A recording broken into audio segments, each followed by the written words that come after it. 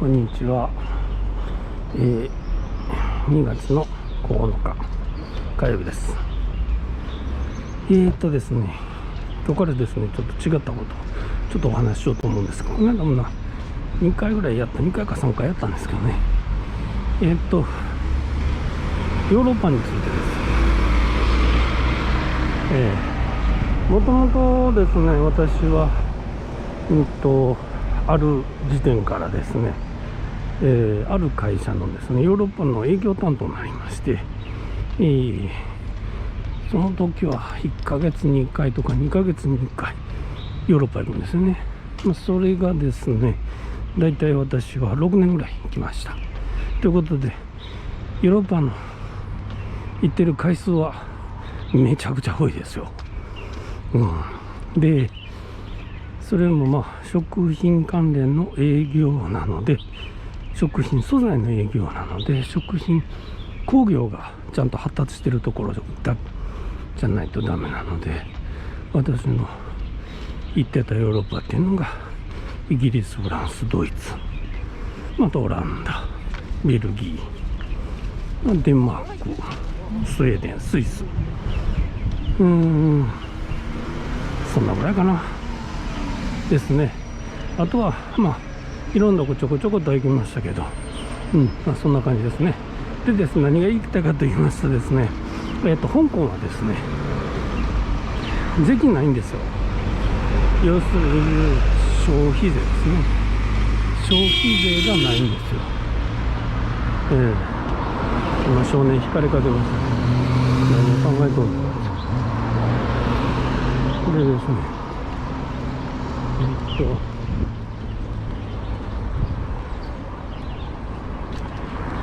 消費税がないんですよね。ということは、表示価格っていうのが 100%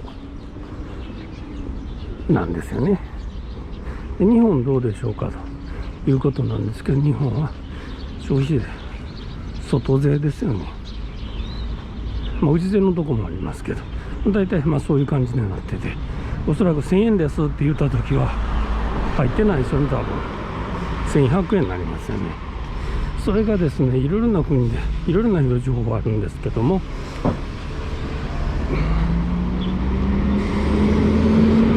アメリカは外税なんで、最後ポンとレジ打った時に何%かかります。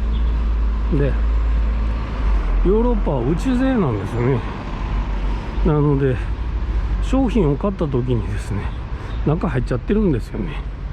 で各国ものによっても全然税金が違うんで、何ぼ取られたかっていうのは分からないんですけど、レシートに書いてますね、税金がうちなんぼっていうのでですね、それは要するにヨーロッパに域内で消費したら、ヨーロッパ住んでる人と同じで、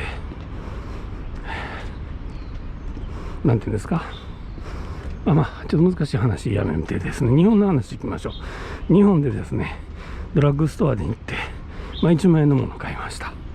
で払ったのは1万1000円ですという感じですよね。で外国人でですね、それを日本で消費せず海外に持ち出す人は 10% 免税を受け入れるんですよ。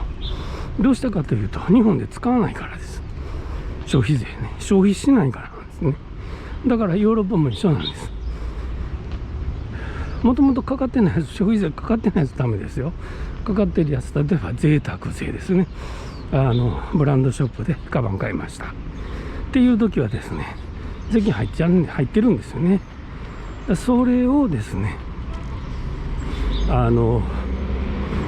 はどうなってるのか分かんないですけど、昔は商品とその対象商品とレシートと持って空港の、要するにイミグレーションを越えて、でそれを持って行って、パスポートと一緒に持って行って税金を返してもらうと、要するに持ち出しましたよということなんですね。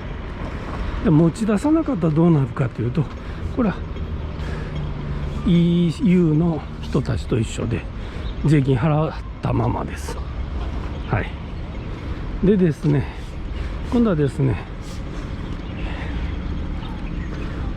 送ったと、例えばですね、ルイ・ヴィトン行きました。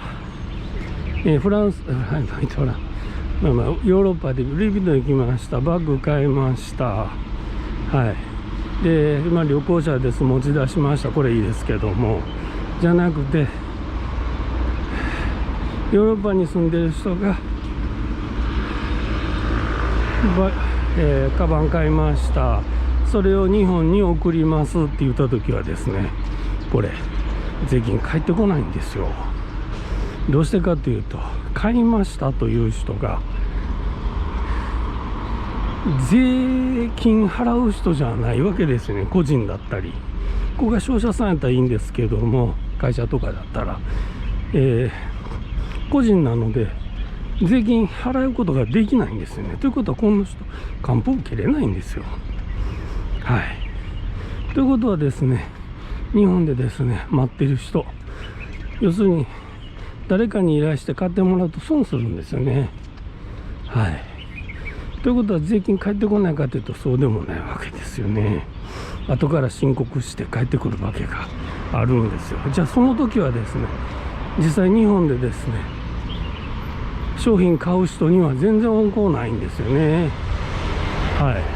それどう思いますか？あともう一つはですね、EC サイトっていうのがありますね。だからヨーロッパの EC サイトで商品を買って日本に送ってもらう。これ輸出ですよね。だから本来ならばかからないんですが、これはですね、ややこしいんですよね。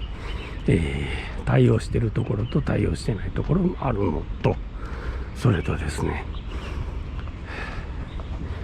面白いんですけど、出荷する国によってですね、還付分割合が違うんですよ。日本はね、高いんですよね。高いというか、還付率が少ないんですよね。はい。でですね、そういう意味で香港なんですよ。香港はですね、還付率がすごくいいんですよ。なんでかっていうと、これは香港とヨーロッパのつながりなんですよね。ということがあってですね、日本の還付率は全然違いますね。ですね、どう言ったらいいんですか、業者さん、EU サイトの業者さん、あるいは国、対象商品、対象国、いろいろ違うんで、何パーセント何パーセントっていうのは出てきませんけども、もう明らかに香港の方が有利ですね。それもですね、例えば10万円ぐらいのものを買ったら絶対香港経由の方がいいですよ。当然香港からですね、日本へもう一回郵便で送らなあかんのですけど、大体がですね、郵便代ってね、あれですよね、その EC サイト買っていくらか以上だったらタダとかってなりますよね。ね、それも考えてみてください。